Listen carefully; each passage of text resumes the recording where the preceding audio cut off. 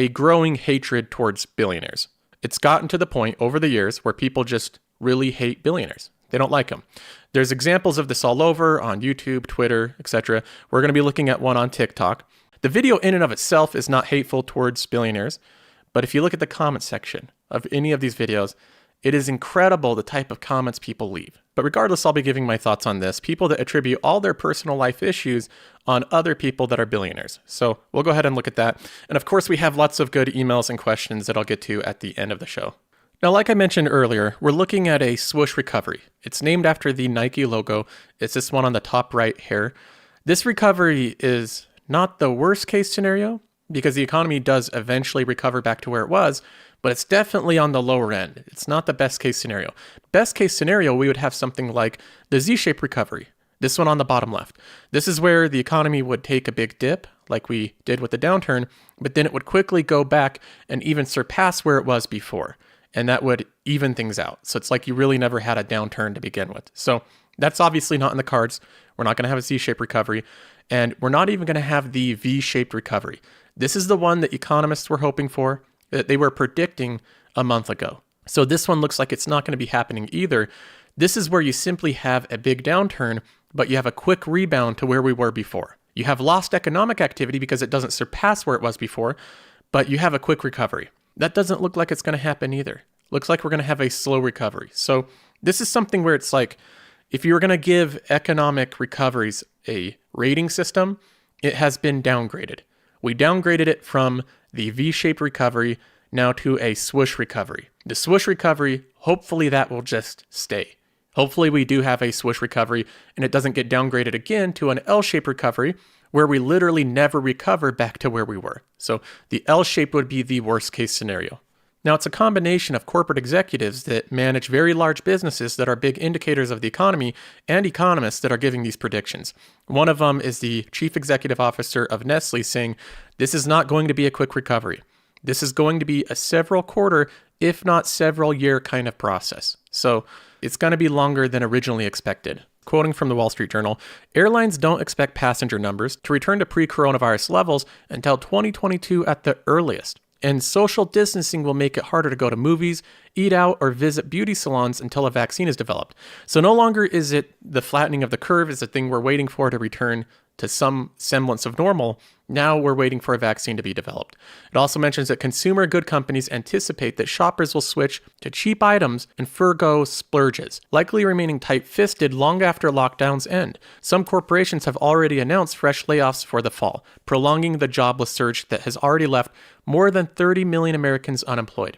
Among the reasons for the darker outlook is that lockdowns are being eased more slowly than originally expected in some countries. Even when they do lift, some large-scale activities such as concerts and professional sports won't be possible again for months. Retailers and restaurants that have reopened are allowing in fewer customers at a time due to social distancing, and consumers worried about infection risk may take a long time to return to their old habits. So this obviously paints a pretty negative picture for the economic recovery. If people really are waiting until a vaccine is developed, which could take anywhere from a year to a year and a half at a minimum, anytime that you're developing a vaccine, something that's going to be injected into people's bodies and distributed to millions of people, that needs to be thoroughly tested. So that's going to be tested for at least a year before it's released. If people are waiting for that to happen before resuming normal economic spending and economic activity, the recovery will be very slow, and you'll see more news like this where it says some corporations have already announced fresh layoffs for the fall. The jobless rate will stay lower for a longer amount of time, and an even bigger issue than that is the exponential growth of economic issues this can cause. If we have a slow recovery, if people are reluctant to return to normal for a prolonged period of time, the amount of economic issues it can cause can be very long-lasting. Here's the Fed Chair Jerome Powell explaining this type of scenario. But the coronavirus crisis raises longer-term concerns as well. The record shows that deeper and longer recessions can leave behind lasting damage to the productive capacity of the economy. Avoidable household and business insolvencies can weigh on growth for years to come. Long stretches of unemployment can damage or end workers' careers as their skills lose value and professional networks dry up, and leave families in greater debt. Now, so far, this in and of itself sounds really bad, but Jerome Powell continues laying out this really grim scenario. The loss of thousands of small and medium-sized businesses across the country would destroy the life's work and family legacy of many businesses and community leaders, and limit the strength of the recovery when it comes. These businesses are a principal source of job creation, something we will need sorely as people seek to return to work. A prolonged recession and weak recovery could also discourage business investment and expansion, further limiting the resurgence of jobs as well as the growth of the capital stock and the pace of technological advancement. The result could be an extended period of low productivity growth and stagnant incomes. Now, if there's any message we can get from this, it's that the shutdown is serious. It's having serious economic consequences. Some people do view the economy as this thing that you can just turn off, shut it down for any amount of time, and then flip the switch and turn it back on. That's obviously not the case. For people that are wanting to wait a year or two until a vaccine comes out, there's going to be severe economic consequences if we wait that amount of time to have the economy resume. This is something that's being heavily debated. It's turned out to be a huge political issue. As I predicted a couple weeks ago, the reopening of the economy is the big debate right now. This is the thing that people go back and forth. Everybody has different timelines on it. There's people that are focused on the health side of it. There's people that are focused on the economics of it. But this is the big debate happening right now. Now, this has caused a growing amount of political unrest. There's examples like this, the Dallas hair salon owner. Saying that you do have to close, or are you going to close? No. Okay. All right. Thank you. She refused to shut down her hair salon, and it landed her a week-long sentence in jail. Now, she was released early from her sentence when the governor came out and said, we're not going to put people in jail for defying stay-at-home orders. So that happened a couple days later, but you can see this type of contention and unrest going on. Another example is Elon Musk. He's clearly not happy with the way that this has been handled with California. He's had this whole back and forth. He has a tweet here on May 11th saying that he's opening back up his facilities against their order, doing the same thing, defying the local government's orders, saying if anyone is arrested, I ask that it only be me. So he's actually threatened to leave California as a result of this whole lockdown, the way that they've handled it. Now, while that's going on, all this civil unrest, there's restaurants like this in Colorado that have opened up where it seems like there's plenty of demand. People don't seem too concerned about the virus. So the warnings about there being a lack of demand, about all this type of stuff happening, it's difficult to get a gauge on it. How much demand is there going to be when businesses open back up? Are people generally going to stay at home? Or is it going to be like this restaurant in Colorado where people are scrambling to go back to normal life? Really difficult to tell at this point. Now, with this news, the market has fallen, especially with the negative sentiment from Jerome Powell. That sent the market down quite a bit. It's down 2.2% with the Dow Jones. The S&P 500 is down 1.8%. My portfolio, just for the day view, it's down about $1,300 just today. So that's 1.6%. It's a little bit less than the rest of the market, but that's probably because I have about 10% in treasury bonds. So those typically are a little bit more conservative. So the real question is, what do we do now? Knowing everything that's going on and everything that we don't know, we might face a lot of potential issues in the future. We know that this isn't going to be a V-shaped recovery with a quick economic bounce back. That's probably unlikely at this point. We're looking at that Nike swoosh recovery, the check mark shaped recovery. So keeping that in mind, knowing that the economic recovery could be a slow, painful kind of recovery where it stresses businesses a lot, what do we do with our portfolios? There's a couple different strategies. One of them is to try to go in and be really aggressive and buy companies that have been really destroyed by the coronavirus in hopes that you can get a lot of good value plays. These are companies like Delta Airlines, like Carnival Cruise Lines, like energy companies, oil companies, real estate companies. These are the companies that have been really hit by the coronavirus, ones that their entire industry or the company itself has been next to destroyed. So a lot of investors are trying to go in and make these big value plays where there's a lot of potential upside. If the company recovers, there's a ton of potential upside. I don't plan on doing that. I think it's far too risky. I think there's way too big of a potential to get burned doing that. So rather than trying to hit the home runs and find the Carnival Cruise Line at $8 a share and then have it go up 2 or 3 times in value, that has not been my strategy. Ever since the beginning of this pandemic, I've been more focused on simply put purchases where I can make a purchase of a company, I can buy shares in it, and I don't have to worry about it anymore. These are companies that you can sleep well after you purchase it. Even if the economy does terribly, even if we have a super bad, prolonged, deep recession, I want companies that I can purchase knowing that I'm okay, that they're going to do okay over the next couple years. So that's been my main focus. And I could go through some of the names. We have ones in consumer defensive companies, a lot of healthcare companies, Johnson & Johnson, Merck, Pfizer. There's a lot of names I could go through. If you want in-depth explanations of every single purchase I do, I have a Discord where I have an entire channel and I log all of that out. I say the reason that I buy every single company. I could go over it in the videos, but it's so much detail, it would take a long time to go over. So rather than bore people with those details that aren't interested in it, there's a whole channel for that. So you can consider joining the Discord if you're into that type of thing. I have all the details there, as well as there's just a lot of smart people there. I'm learning a lot from it. There's a lot of people smarter than me. So it's been a pretty good learning experience. It's $6 a month, billed monthly, not yearly. So you can try it out for a month and see if you like it. The members of the Discord have told me I need to mention it in the videos. They're saying that they're really enjoying it. They've learned a lot and that other people need to know about it. So that's what I'm doing, mentioning it for anybody interested. Everybody knows that YouTube can demonetize videos. They've done it to a number of mine in the past. I don't like to complain about it that much, but it's nice to have the Discord because I don't feel like I have to tiptoe around what I want to talk about. So that's a benefit of it as well. So there's a link in the description if you want to check that out. Okay, now moving on, I want to talk about the hatred towards billionaires. This has been a growing theme over the past couple years. And I noticed that it seems to be really prevalent now. People really seem to hate billionaires. There's an example with this video. This is a TikTok video, so it's just a minute long, but it illustrates visually how much money Jeff Bezos has. What this guy does is he compares the amount of wealth to rice, and each grain of rice represents $100,000, and then he shows how much rice Jeff Bezos would have. So let me go ahead and play the video here. In my last video, I counted 10,000 grains of rice, where each grain of rice was $100,000. And that was to show you the scale of $1 billion. Well, a lot of you guys asked me, well, how much does Amazon CEO Jeff Bezos have in terms of rice?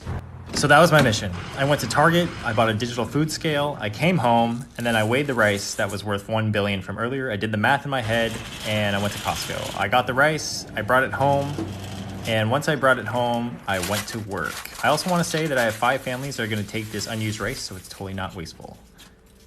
Okay, so the moment you've been waiting for, 100K, 1 million, 1 billion, Jeff Bezos has 122 of these, or 58 pounds of rice. If each grain of rice was 100K. Like, look how big this is, guys. I'm gonna show you the scale here. I'm gonna put a keyboard in just for fun. Look how deep that goes. That's insane. This is Jeff Bezos' new house that's $145 million in LA. And then, oh my God. Okay, so that's a video, pretty straightforward, a visual representation of Jeff Bezos' net worth. Now, let's go ahead and look at some of the comments.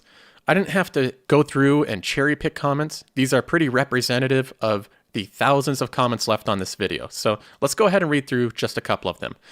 Miss J44 says, honestly, this represents everything that is wrong with our world. Good, though, says they are technically stealing from us. Amazon runs all over our roads every day, and he doesn't even pay taxes to fix them. Impulse Chick says, thus should make y'all mad. I think she means this should make y'all mad, but thus should make y'all mad. IRX says, and Flint, Michigan still doesn't have clean water, with the angry emoji. I'm not sure how that's Jeff Bezos' issue, but Flint, Michigan still doesn't have clean water, apparently. Say It More Than Once says, how do people watch this and not go bond with rage? I think she means blind with rage, at the inequity of the situation. Thank you for the hard work that went into this. Tidal says, billionaires should not exist, eat the rich. The eat the rich part there, that is very popular among these comments. That's repeated often. Lysol and Clorox says the same thing, eat the rich. Brandon says eat the rich. Strifle, eat the rich. More, eat the rich. There's lots of comments saying eat the rich. Then we have Clary Poppins saying that's too much money. Pam Not Ham saying no one should have that much money. Brenna Lee saying legit, this makes me want to cry. How many people in the world don't even have 1 grain? The vast majority of us. Senfin says, what do people even do with that much money? I understand billionaires even less now. Okay, now there's a lot of thoughts I can give on this. One of them is, it always seems to be aimed upwards, the difference between inequities. People saying eat the rich, that comment was repeated hundreds of times throughout this comment section, probably thousands of times. I didn't scroll through that many, but it was at least there hundreds of times, different people saying eat the rich. My question for people that are saying this, do they not look at it from where they are to people that would consider them extraordinarily rich?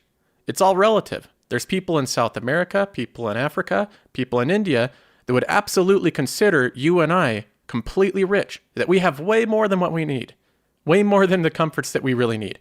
And compared to them, the differences are probably much bigger in standards of living than we are compared to Jeff Bezos.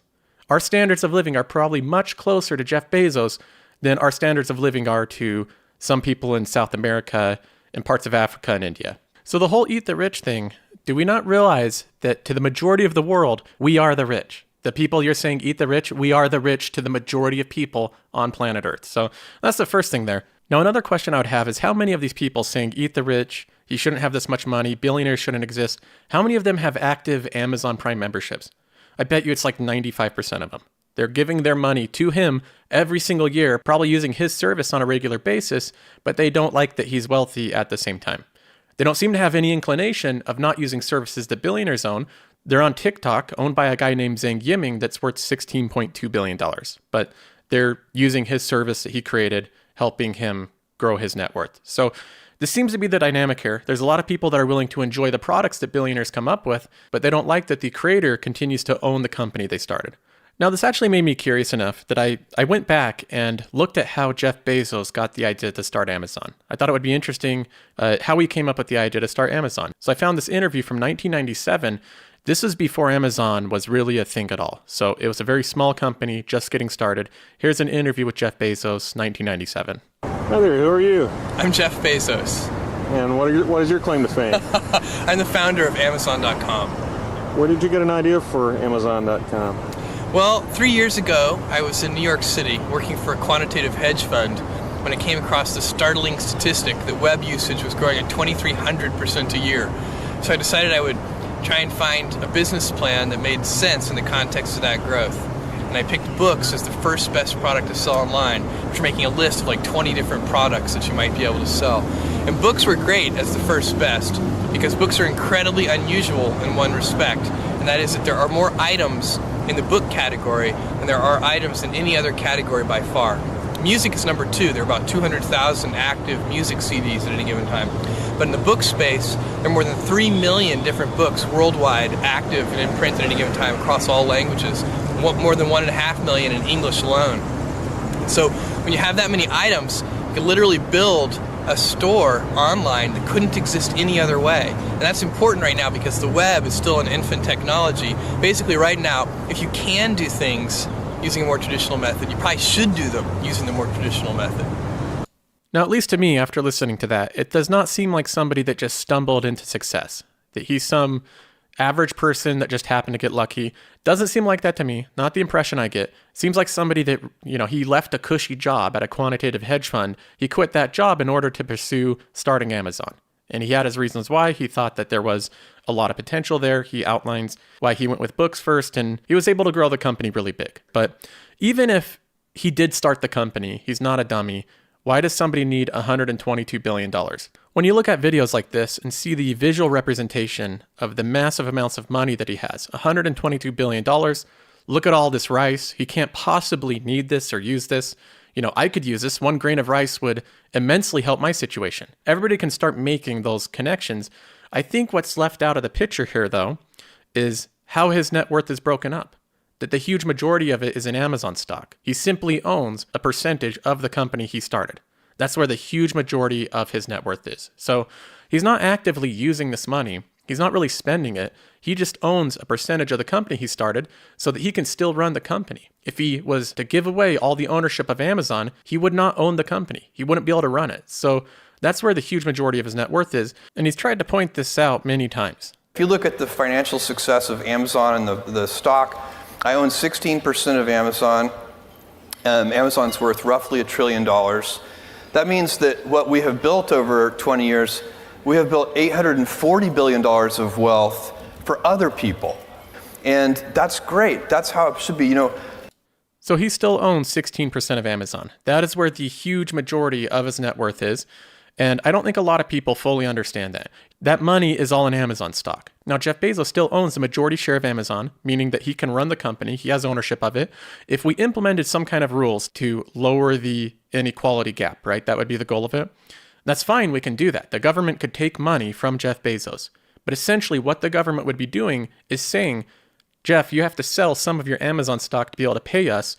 And he would lower his ownership of Amazon over and over again. From 16% to 15 to 14, eventually he would not own the company that he started.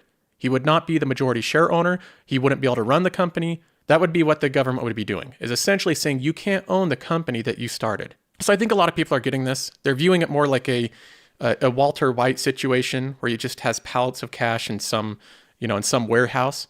They don't view it quite like him having a percentage of ownership in the company he started. So I think there's some disconnect there. Okay, let's go to some emails. Joseph@josephcarlsonshow.com.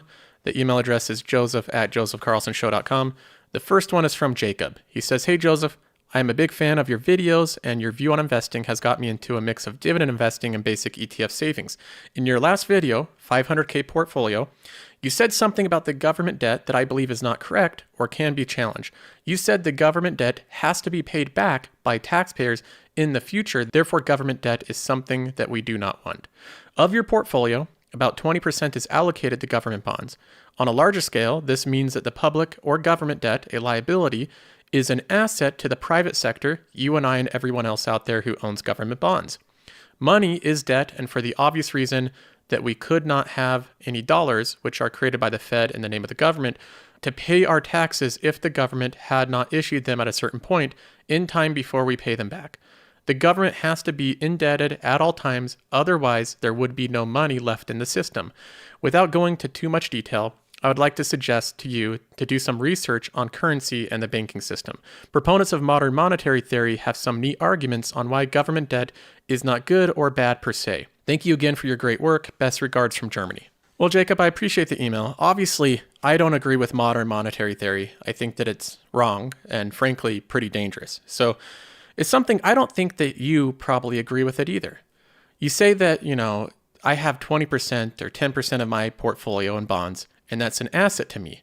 So it's a liability to the government, it's an asset to me, so it all just evens out, right? So it's not really much of an issue. That's the basic premise of it, that the government can issue as much debt as it wants because that debt becomes an asset to someone else and it all just works out. Now, this obviously is not the case. Do you really think that the US government can issue any amount of debt and not have any consequences from it? That we could issue $10 trillion of new debt, $20 trillion, $40 trillion of new debt, we could fund all sorts of expenditures and not suffer any consequences from that? I don't think you do. I think that you would bring up certain consequences that would happen. First of all, the only reason that the debt is an asset to the people that are holding it is on the presumption that the debtor is going to pay it back with interest. It's based off that presumption. Once it becomes clear that the debtor does not have the productive capacity to pay back the creditor, no longer is the debt an asset. So you don't have the counterbalance to the liabilities there. There's no asset that people own. If it can't be paid back, it's not an asset. If you have a friend that you lend $10,000 to for some project and he has some agreement, you come with some contract, and it becomes clear that he's not going to pay you back. He's not going to pay you back the $10,000 with the interest agreed upon. Is that note, is that contract an asset anymore? No. The only reason that it's an asset is because it's going to be paid back. If the US government issues enough debt that it cannot service it, that we don't have the productive capacity to pay it back, it doesn't matter how much debt is issued. That's not an asset anymore. Nobody's going to be buying new US debt, which would make the interest rate go up on US debt, which would make it harder to service. So now, obviously, we haven't gotten to that point. People still believe that the US government will pay back the debt. I think right now we still can too, but there's certainly limits to that. To think that we can magically issue unlimited amounts of debt, fund unlimited amounts of expenditures, I think is pretty crazy. And that's really what modern monetary theory is saying. I think it's dangerous. I think it's a crazy theory. I don't agree with it at all. You say here, I don't want to go into too much detail, research on how currency and banking systems work. Please do go into detail. See what I'm missing here. I'd be interested to know what I'm missing with modern monetary theory and how this type of system could possibly work. Okay, I'll move on from now. There's more I can say on modern monetary theory, but maybe we save that for another episode. This email's from Doc. He says, Joseph, I liked your answer to Carter about consistent investing. I thought I might send you an example. I have investment accounts for each of my 5 grandchildren to use for college once they reach 18. Recent balance history of one account is below. I'll throw that up on the screen. Being retired, I do not have a great deal of extra money to invest in these accounts. In October, I decided to put all my cash rewards for my credit cards into their account. I use credit cards for all my expenses and pay them off each month to get the rewards. After splitting the rewards 5 ways, the deposit usually averages around $20 to $25 per month per account. The individual deposits and fund purchases are usually $5 as a reward and usually in amounts of $25. I buy the funds without regard to stock price, so this is textbook dollar cost averaging. Notice that the account started consistently growing in October with the regular deposit started. I expect when the younger grandchildren reach 18, they may have $10,000 or more for education. Added among 5 grandchildren, that would be $50,000 or more, primarily from investing credit card rewards. It is not a fortune, but it will certainly help them starting out, as it will be from consistent investing of small amounts. They may even choose to use the accounts as a seed for their own investing for financial independence. Small, consistent investments can add up to big bucks over time. Well, Doc, I don't have too much to say other than that's a pretty genius idea to use your credit card rewards in order to fund your grandchildren's education when they turn into adults. That's about as good of use of credit card rewards I have ever heard of. So hats off to you. That's a pretty cool thing to be doing. I am curious of what Dave Ramsey would say about that. You know, he hates credit cards. I wonder what he would say with this application. Be curious about that, but I think it's awesome. And obviously you can see the results there. The money's growing even with these relatively small purchases. So that's the key. I really do think so. If you have consistency with most things, you can accomplish it over time. I don't think it's too much different with finances. People that consistently deposit into portfolios, it'll eventually grow over time. That's something that I really believe.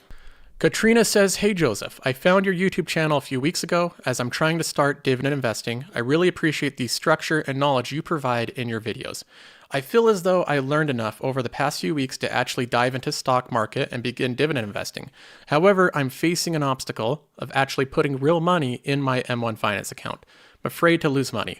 You mentioned that you do not care whether your market gains go up or down since you're invested in solid companies and you're in it for the long term. But are there any risks/negative implications that dividend investors need to consider whilst investing in the stock market, especially for new investors like myself? Also, are there any implications of buying stocks with the stock market in its current state? Will I be hurt if I buy high right now? I know there are a few questions thrown in there, but I'd greatly appreciate any advice you could give. Thank you so much." Well, I appreciate the email, Katrina.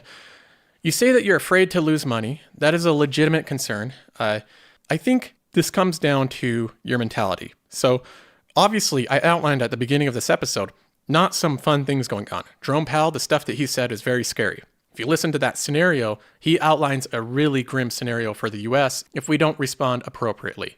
If things don't turn out good, if demand doesn't return, we could go into a deep, long-lasting recession. That's a possibility. So that's not the ideal case, but my strategy has been to buy companies that are not the ones that are distressed and at the bottom of the barrel prices.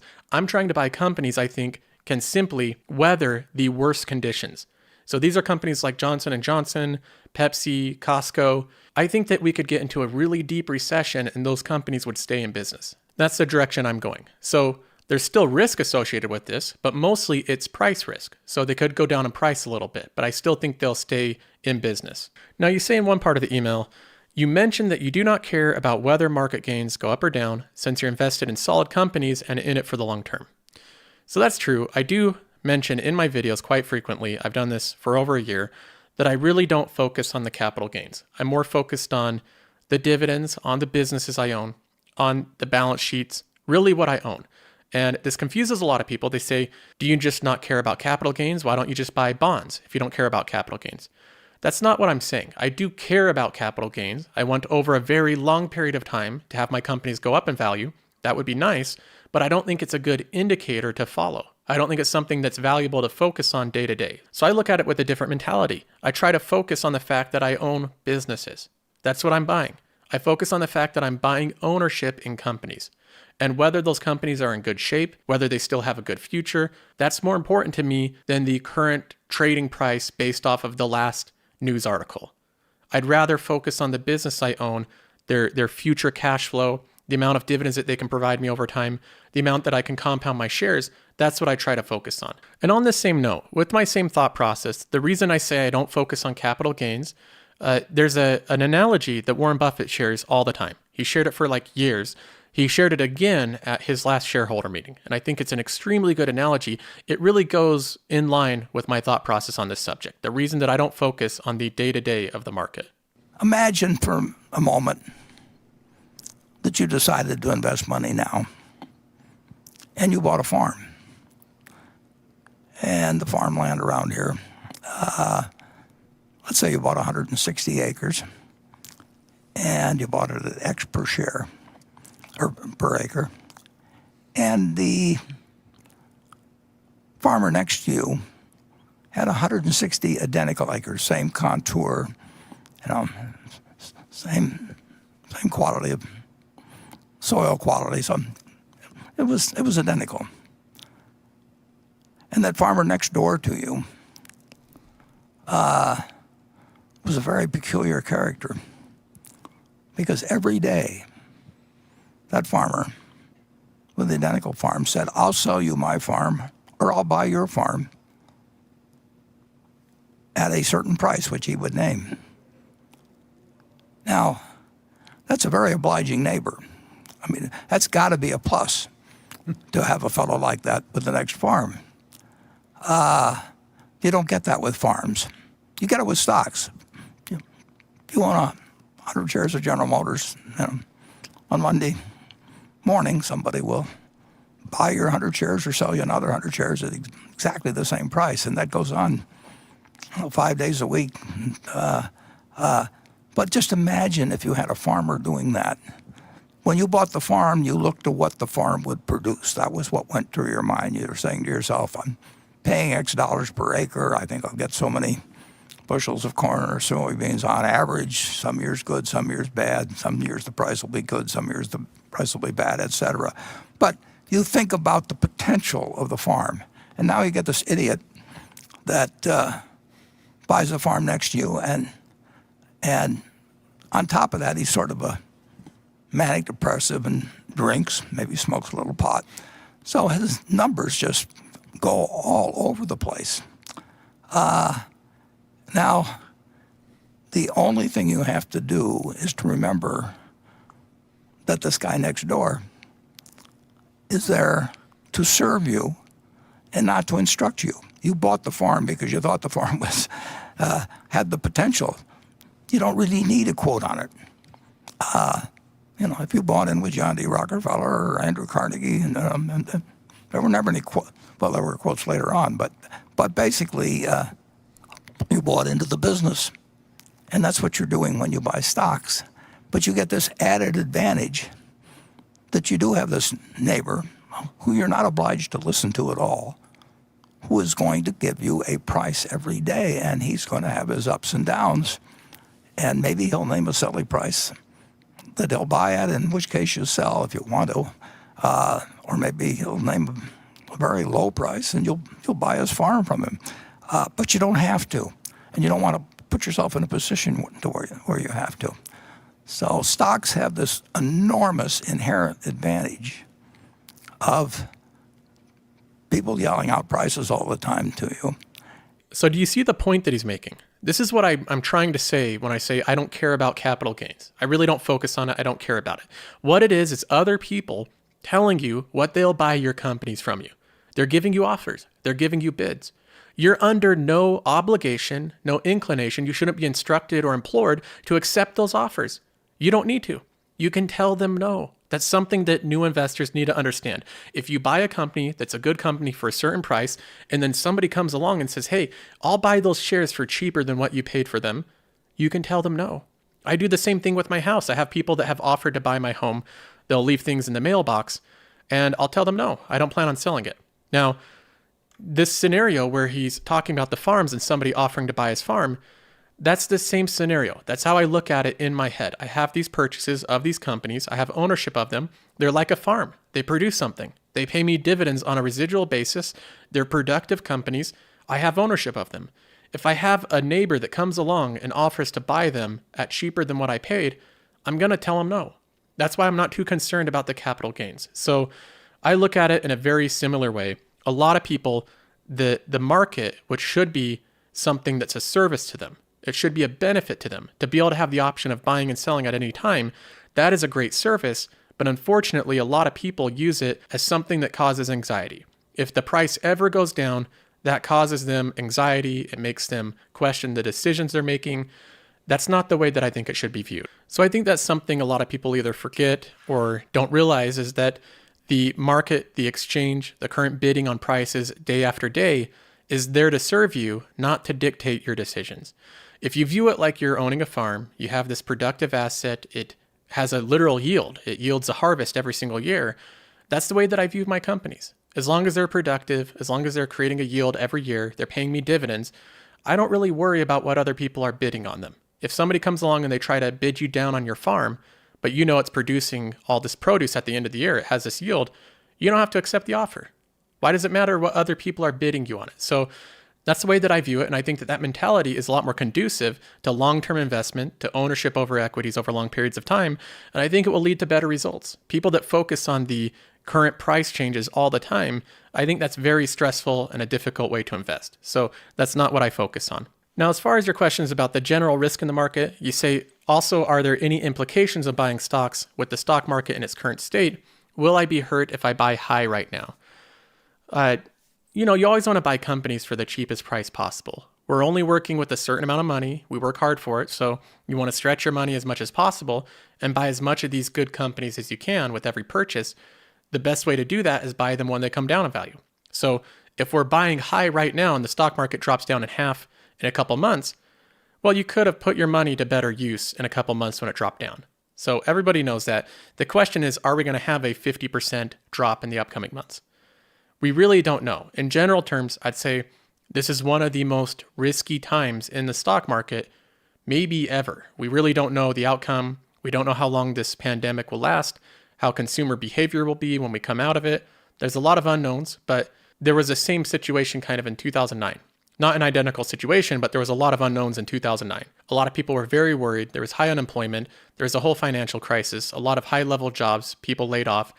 And February of 2009 turned out to be the best time to buy. So I have to take that in context, that a lot of the times where it seems like the best times to buy is when we're getting bombarded with the absolute worst news. If we look a couple months ago, there wasn't that much bad news. Things were really good. Turns out that wasn't a great time to buy. So take that into context. If you look at history and through recessions, it seems a lot like the times where there's a lot of negative news ends up being a pretty decent time to buy. So we don't know if it's going to play out this time, but that's the risk that I'm taking. Okay, well, I'm going to go ahead and end this episode there. I appreciate all of you for watching. If you want, check out the Discord. Like I said, it's $6 a month. You can try it out for a month and see if you like it. A lot of people have really enjoyed it.